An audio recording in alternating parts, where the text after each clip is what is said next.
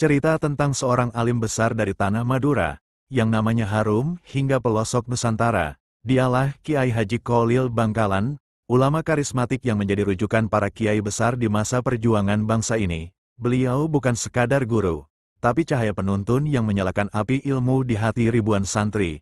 Mbah Kholil lahir di tengah keluarga religius yang menjunjung tinggi nilai Islam. Sejak kecil, kecerdasannya menonjol, dan semangatnya dalam menuntut ilmu tidak pernah surut. Ia menghafal Al-Quran dalam usia yang sangat muda, dan ketekunannya dalam menuntut ilmu membuat banyak orang takjub. Ayah beliau sendiri adalah seorang tokoh agama di Madura. Namun, Mbah Kholil kecil tidak berpuas diri hanya belajar di kampung halaman. Ia mengembara dari satu pesantren ke pesantren lain, mencari ilmu hingga ke tanah Jawa dan bahkan ke Mekah. Di sanalah semangat keulamaannya ditempa hingga matang.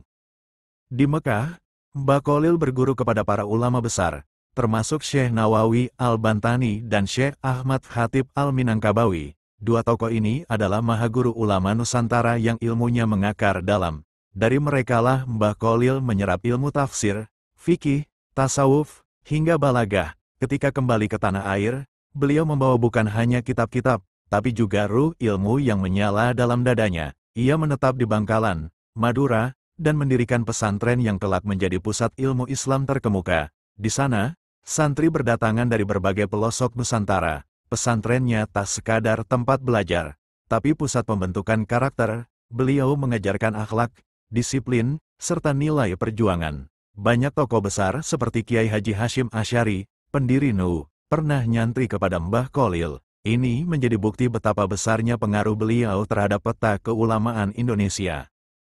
Karomah Mbah Kholil bukan isapan jempol, tapi banyak disaksikan langsung oleh masyarakat dan santri. Konon, beliau mampu mengetahui isi hati orang tanpa orang itu berbicara. Pernah seorang santri yang malas mengaji ditegur Mbah Kholil padahal belum ada yang melaporkan kelakuannya. Beliau dikenal sangat zuhud. Dalam kesehariannya, Mbah Kholil hidup sederhana. Bajunya lusuh, makanannya sangat sederhana, bahkan tidur pun di atas tikar tanpa kasur. Namun, kesederhanaan itulah yang menjadi cahaya, yang justru menarik orang-orang mendekat padanya dengan penuh hormat. Setiap malam, beliau bangun untuk tahajud dan bermunajat. Tak jarang beliau terlihat duduk lama dalam zikir dan wirid. Kehidupannya sangat terpaut dengan dunia akhirat, seolah dunia ini tak lebih dari sebongkah debu baginya. Namun, justru dari sikap itulah wibawanya memancar kuat. Suatu hari, datang seorang tamu dari jauh membawa berbagai makanan dan hadiah untuk Mbah Kholil. Namun, dengan santun beliau menolak. Saya sudah diberi rezeki oleh Allah setiap hari. Terima kasih, tapi simpanlah untuk keluargamu. Tamu itu pulang dengan hati bergetar, menyadari betapa zuhudnya sang kiai. Karamah beliau kadang ditunjukkan dalam bentuk sederhana namun dalam maknanya. Pernah suatu ketika, seorang santri kelaparan karena tidak kebagian makan. Mbah Kholil hanya tersenyum dan menunjuk ke lumbung kosong. Ajaibnya, si santri menemukan makanan di sana, cukup untuk dirinya dan teman-temannya. Mbah Kholil tidak pernah mengaku punya karomah. Bahkan bila ditanya, beliau hanya berkata, "Itu hanya kehendak Allah. Saya ini orang biasa." Namun, masyarakat tahu dan merasakan sendiri betapa Allah memuliakan beliau. Nama beliau harum bukan karena beliau meminta, tapi karena Allah mengangkatnya. Santri-santrinya tidak hanya diajarkan kitab-kitab kuning, tapi juga diajarkan tentang kehidupan. Mbah Kholil selalu mengingatkan, ilmu tanpa adab bagaikan pohon tak berakar. Beliau sangat menekankan pentingnya akhlak sebelum ilmu. Pernah ada santri yang fasih membaca kitab, namun sombong dan sering mencela temannya. Mbah Kholil memanggilnya dan berkata, "Apa gunanya fasih jika hatimu kotor? Bersihkan hatimu sebelum lidahmu berbicara." Santri itu menangis dan berubah menjadi lebih rendah hati. Tak jarang, beliau membimbing dengan isyarat, bukan kata. Suatu malam, beliau hanya memandangi seorang santri dari kejauhan sambil tersenyum. Esok harinya, santri itu mengaku mendapat mimpi aneh yang membuatnya sadar dari kelalaiannya. Pandangan Mbah Kholil seolah menembus lapisan-lapisan jiwa. Di masa penjajahan, Mbah Kholil tidak pernah diam. Beliau mendidik para santri dengan semangat keislaman dan nasionalisme. Tanpa banyak gembar-gembor, beliau menanamkan benih perlawanan lewat ilmu dan doa. Beliau tahu, melawan tak selalu dengan senjata, tapi juga dengan ilmu dan keteguhan hati. Beberapa santri beliau kelak menjadi pemimpin pergerakan nasional dan pendiri organisasi Islam. Mereka meneruskan ajaran Mbah Kholil yang lembut namun dalam. Bahkan dalam berbagai pertemuan, nama Mbah Kholil selalu disebut sebagai guru dari para guru. Meski demikian, Mbah Kholil tetap rendah hati. Beliau lebih senang tinggal di suraunya, mengajar dan berzikir, daripada tampil di tengah massa. Biarkan saja mereka tidak kenal saya. Asal Allah tahu, itu cukup, ujarnya kepada seorang santri yang heran mengapa beliau tidak mau tampil di mimbar besar.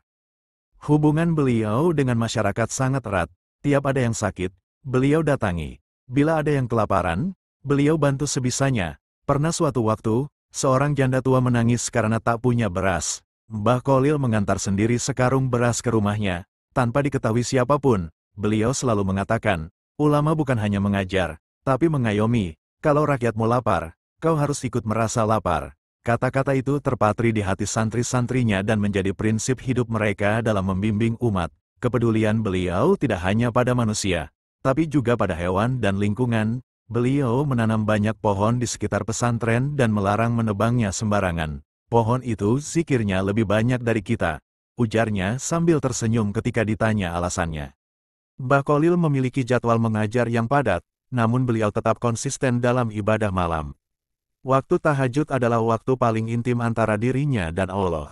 Tak jarang santri mendengar beliau menangis dalam sujud, memohon agar umat Islam diselamatkan. Saat mengajar, beliau sangat sabar. Jika santri salah membaca, beliau tak marah, tapi justru membimbing dengan lembut.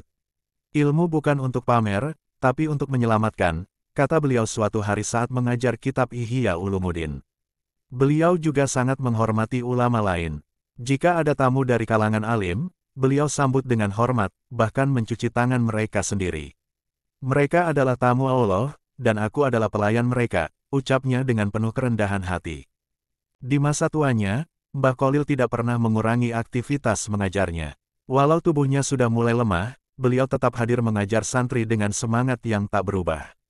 Para santri merasa sejuk berada di dekatnya, seolah waktu melambat ketika mereka mendengarkan petuah sang kiai.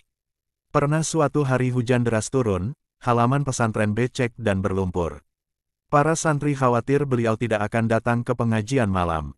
Namun, tepat waktu, Mbah Kholil muncul dengan sorban basah, berjalan perlahan ke serambi masjid sambil tersenyum.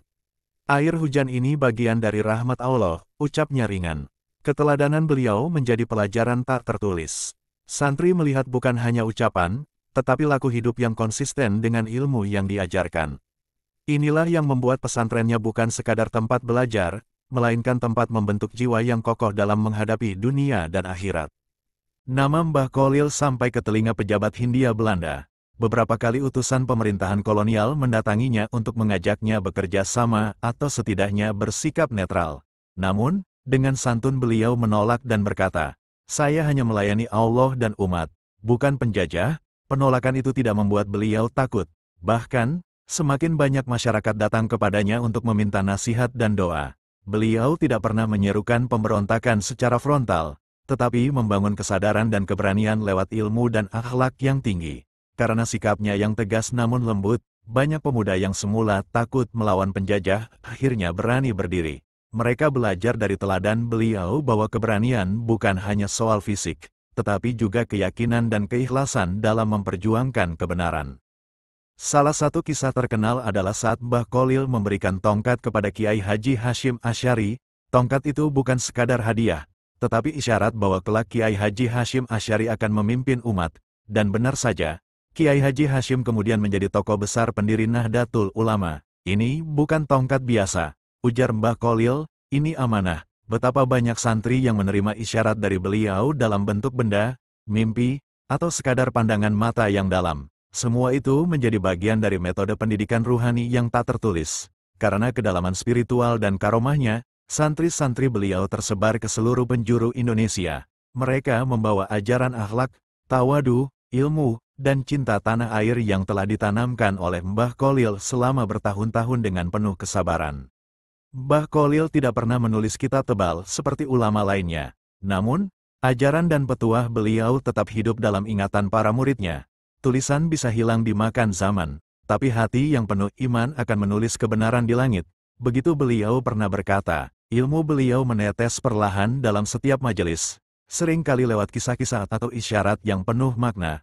Tak jarang, beliau mengisahkan cerita nabi atau ulama terdahulu, lalu tiba-tiba berhenti dan memandangi santri tertentu. Seringkali, yang dipandangi itu mengalami perubahan besar dalam hidupnya. Dalam hal fikih, Mbah Kholil sangat hati-hati. Beliau tak mudah mengeluarkan fatwa sebelum menimbang dengan ilmu, adab, dan manfaatnya bagi umat. Pernah suatu masalah pelik ditanyakan kepadanya. Beliau justru diam dan berkata, "Lebih baik aku diam daripada bicara yang membuat orang sesat." Di antara karomah beliau yang terkenal adalah kemampuan mengetahui kedatangan tamu sebelum mereka tiba. Pernah seorang pejabat tinggi datang tanpa pemberitahuan. Tapi Mbah Kholil sudah menyuruh santri menyiapkan kursi dan minuman, seraya berkata, "Sebentar lagi akan datang tamu penting." Ketika pejabat itu tiba, ia tertegun melihat semua sudah siap. "Bagaimana Anda tahu?" tanyanya dengan kagum. Mbah Kholil hanya tersenyum dan menjawab, "Saya hanya mengikuti apa yang Allah kehendaki." Jawaban itu membuat tamu itu diam lama, merenungi ketenangan beliau. Tak hanya itu, bahkan ada kisah ketika seorang santri hendak mencuri karena terdesak kebutuhan. Sebelum sempat melakukannya, Mbah Kholil menemuinya dan berkata lembut, "Kalau kamu butuh, katakan saja. Jangan rusak hatimu dengan dosa." Santri itu menangis dan bertaubat seketika. Ada satu malam yang dikenang para santri hingga puluhan tahun kemudian. Saat itu, malam Jumat, suasana pesantren sunyi, hanya terdengar suara jangkrik. Tiba-tiba, Mbah Kholil keluar dari ruangannya dan duduk di serambi. Menatap langit penuh bintang, beliau memanggil beberapa santri dan berkata, "Bintang di langit banyak, seperti kalian. Tapi ada yang cahayanya akan menuntun umat." Para santri saling menatap heran. Namun mereka paham bahwa Mbah Kholil tengah memberikan isyarat penting tentang masa depan mereka. Santri yang dipanggil waktu itu ternyata kelak menjadi kiai besar, mengabdi di pesantren-pesantren yang tumbuh di berbagai daerah. Mereka mengenang malam itu sebagai malam lahirnya semangat baru, malam ketika Mbah Kholil menanamkan cahaya keyakinan ke dalam hati mereka. Mbah Kholil selalu memperingatkan para santri agar menjauhi kesombongan, terutama karena ilmu. Ilmu itu laksana air. Ia mengalir ke tempat yang rendah. Begitu petuah yang sering beliau ulangi. Pernah ada tamu dari kota besar yang memamerkan gelar dan ilmunya. Dengan tenang, Mbah Kholil menyambut, mendengarkan, lalu menyodorkan segelas air. Air ini tak banyak bicara, tapi menghidupkan. Seperti itulah seharusnya orang berilmu. Ucapnya pelan namun menghunjam ke hati. Tamu itu terdiam, wajahnya merah. Tapi setelahnya, ia menjadi salah satu pengagum berat Mbah Kholil, sering mengirim santri dan bantuan ke pesantren Bangkalan. Ia mengakui, pelajaran dari Mbah Kholil adalah pelajaran paling dalam yang pernah ia terima. Bukan dari buku, tapi dari laku. Dalam mendidik santri, Mbah Kholil tak segan menguji keikhlasan mereka. Pernah beliau menyuruh seorang santri menyapu halaman setiap hari selama sebulan tanpa diberi tugas lain. Santri itu patuh, meski dalam hati bertanya-tanya. Setelah sebulan, barulah Mbah Kholil berkata, "Ilmu itu datang setelah kau bersih dari rasa pamrih. Kau sudah belajar pelajaran pertamamu." Santri itu menangis haru, menyadari bahwa kesabaran dan keikhlasan adalah pintu pertama menuju keberkahan ilmu. Ujian seperti itu bukan untuk menyiksa, melainkan membentuk jiwa. Mbah Kholil percaya bahwa hati yang bening lebih mudah menangkap cahaya kebenaran.